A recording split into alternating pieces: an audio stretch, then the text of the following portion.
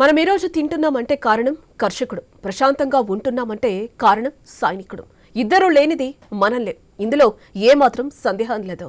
రేయనక పగలనక దేశాన్ని కాపాడటమే లక్ష్యంగా, మన ప్రాణాలు కాపాడటమే ధ్యేయంగా పెట్టుకుని తమ కుటుంబాల గురించి ఆలోచించకుండా దేశ శ్రేయస్సుకై పాటుపడుతున్న సైనికులను స్మరించుకుందాం. వారి త్యాగాలను గుర్తు చేసుకుందాం. మనస్ఫూర్తిగా వారికి సెల్యూట్ చేసుకుందాం. మంచు కొండల్లో గడ్డకట్టే చలిలో, ఎక్కువ ఎండ ఉండే ఎడారులు లోయల్లో, జోరు వర్షాల్లోనూ నిద్రాహారాలు మానుకుని మనందరికీ రక్షణ కల్పిస్తున్న మన సైనికులు, మన రక్షణ బలం గురించి తెలుసుకుంటే ప్రతి ఒక్కరూ సైనికులకు సలాం చేయకుండా ఉండలేరు. మనం ఈరోజు హాయిగా స్వేచ్ఛగా బతుకుతున్నామంటే దానికి ప్రధాన కారణం భారత సైన్యమే. దేశ రక్షణలో ముందుండేది ఇండియన్ ఆర్మీ. తమ ప్రాణాలను సైతం లెక్క చేయకుండా నెలల తరబడి కుటుంబాలకు దూరంగా ఉంటూ దేశ సేవలో పులకించిపోయే జవాన్ల త్యాగం వెలకట్టలేనిది. ఎముకలు కొరికే చలిని, దహించే వేడి, తడిసి ముద్ద చేసే వర్షాన్ని సైతం లెక్క చేయకుండా శత్రువుల సేనల నుంచి దేశానికి కాపలాగా ఉండే యోధులు మన జవాన్లు. ఓవైపు బాంబుల మూతలు, బుల్లెట్ల వర్షం కురుస్తున్నా చెక్కుచెదరని ఆత్మవిశ్వాసంతో క్లిష్ట సమయాల్లో మన సైనికులు ప్రదర్శించే ధైర్య సాహసాలు అసామాన్యం. భారత సైన్యం ధైర్య సాహసాల గురించి ప్రత్యేకంగా చెప్పాల్సిన అవసరం లేదు. యుద్ధరంగంలోకి దిగితే విజయం సాధించాల్సిందే. శత్రువు ఎలాంటి వారైనా తూకముడవాల్సిందే. ఈ విషయం ఎన్నోసార్లు నిరూపితమైంది. భారత సైన్యం అంటే ఎన్నో దేశాలకు వణుకు పుడుతుంది. భారత్తో యుద్ధమంటే వెనకడుగు వేయాల్సిందే. పైకి మేకపోతు గాంభీర్యాన్ని ప్రదర్శించినా భారత సైన్యంతో తలపడాలంటే ముందు వెనుక ఆలోచించాల్సిన పరిస్థితి. ఈ పరిస్థితికి ఎన్నో కారణాలున్నాయి. కేవలం దేశ రక్షణకే పరిమితం కాకుండా వరదలు, భూకంపాలు వంటి ప్రకృతి వైపరీత్యాలు సంభవించినప్పుడు ప్రజల రక్షణలోనూ ముందుంటున్నారు. వారి రుణాన్ని మనం ఏ విధంగా తీర్చుకోగలం? దేశానికి అన్నం పెట్టేది రైతన్న అయితే దేశాన్ని కాపాడేది సైనికుడు.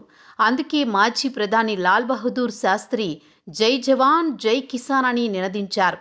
ఒకప్పుడు సైనికులతో Madras sappers, Bengal sappers, Bombay sappers అనే 3 బృందాలుండేవి. 1932 నవంబర్ 18న వీటిని విలీనం చేశారు.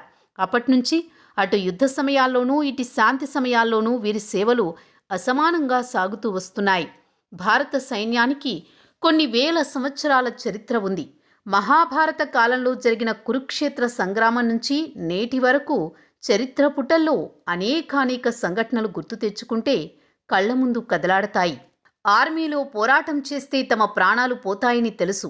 తమ ప్రాణాలు పోతే కుటుంబం ఒంటరి అయిపోతుందని తెలుసు. కానీ తమ ప్రాణం కంటే, తమ కుటుంబం కంటే దేశ రక్షణ లక్ష్యంగా భారతదేశ సరిహద్దుల్లో ఆర్మీ జవాన్లు ప్రాణాలర్పించి మరీ దేశానికి రక్షణ కవచంలా నిలుస్తున్నారు. అసలు జవానులే లేకపోతే ఈరోజు మనం ఇంత సంతోషంగా, ఎలాంటి ప్రాణభయం లేకుండా ఉండేవాళ్లమా? భరతమాత మీద అసలు సిసలైన ప్రేమ ఉన్నది జవాన్లకు మాత్రమే. జీవరాశి బతకడం కష్టమనుకున్న చోట కూడా జవాన్లు ఓవైపు బతుకుతూ పోరాటం చేస్తూ, మరోవైపు శత్రువులతో పోరాటం చేస్తూ దేశానికి రక్షణ కల్పిస్తున్నారు.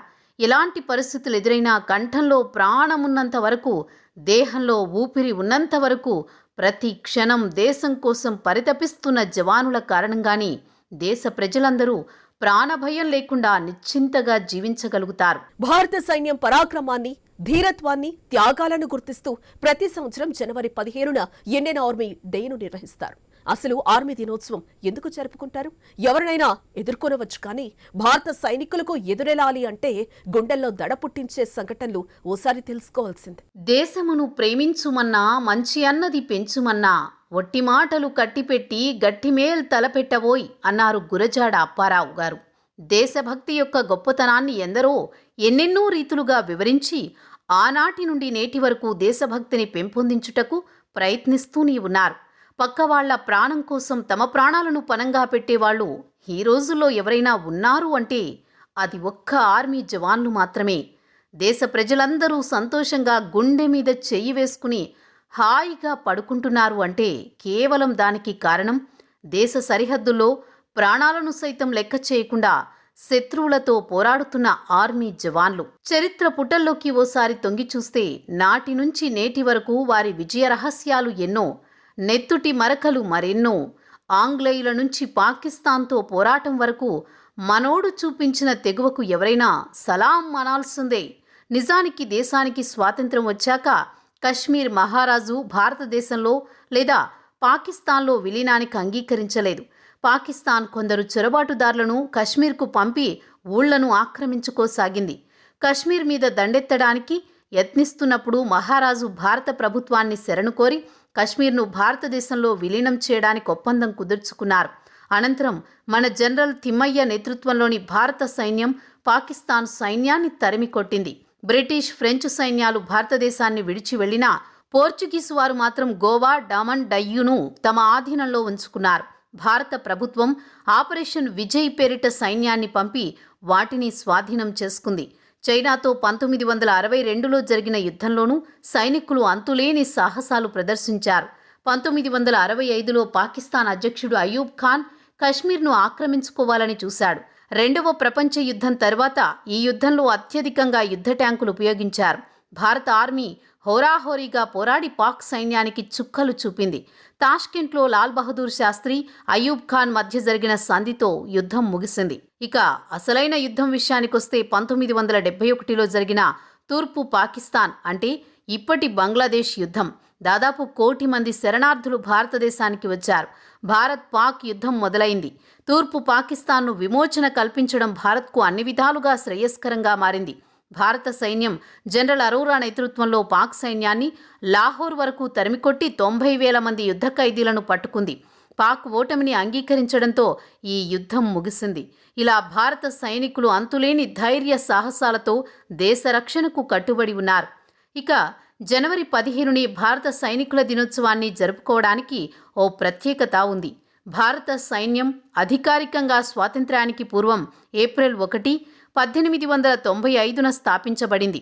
1947 స్వాతంత్ర్యం వచ్చిన తర్వాత తమ దేశానికి చెందిన ఒక కమాండర్ను సైన్యాధికారిగా బాధ్యతలు అప్పజెప్పిన రోజుకు గుర్తుగా ఇండియన్ ఆర్మీ డేను జరుపుకుంటున్నారు. 1949లో ఇండియాకు చివరి బ్రిటిష్ కమాండర్ ఇన్ చీఫ్ అయిన జనరల్ ఫ్రాన్సిస్ బుచర్ నుంచి లెఫ్టినెంట్ జనరల్ కోదండరా కిప్పర్ మదప్ప కరియప్ప ఇదే రోజున భారత సైన్యానికి కమాండర్ ఇన్ చీఫ్గా బాధ్యతలు స్వీకరించారు. అప్పటి నుంచి ప్రతి ఏటా జనవరి 15ను ఇండియన్ ఆర్మీ డేగా గుర్తిస్తూ వివిధ కార్యక్రమాలు నిర్వహిస్తున్నారు. ఈ రోజున దేశాన్ని రక్షించడంలో కీలక పాత్ర పోషించే భారత సైన్యం యొక్క శౌర్యాన్ని మరియు త్యాగాన్ని గుర్తు చేసుకుంటూ వేడుకలు నిర్వహిస్తారు. కర్ణాటకకు చెందిన కరియప్ప 1947లో పాకిస్తాన్తో జరిగిన యుద్ధంలో వెస్టర్న్ ఫ్రంట్కు కమాండర్గా యుద్ధంలో విధులు నిర్వర్తించారు. భారతదేశంలో ఫీల్డ్ మార్షల్ అనే బిరుదు పొందిన 2 వ్యక్తుల్లో ఆయన ఒకరు. ఫీల్డ్ మార్షల్ బిరుదు పొందిన మరో అధికారి శామ్ మానేక్షా. బ్రిటన్లోని క్యాంబర్లీలో ఉన్న ఇంపీరియల్ డిఫెన్స్ కాలేజీలో శిక్షణకు ఎంపికైన మొదటి 2 భారతీయులలో కరియప్ప ఒకరు. భారత సైన్యానికి కమాండర్ ఇన్ చీఫ్గా బాధ్యతలు స్వీకరించడానికి ముందు Cariappa Indian army eastern, western commands కమాండర్గా పనిచేశారు. భారత సైన్యం మొత్తానికి సైనిక దినోత్సవం ఒక ముఖ్య దినం. ఎంతోమంది దేశాన్ని కాపాడేందుకు సైనికులతో పోరాడి జీవితాలను త్యాగం చేసిన వీరులైన సైనికులను భారతదేశపు సైనిక దినోత్సవం నాడు అభినందిస్తారు.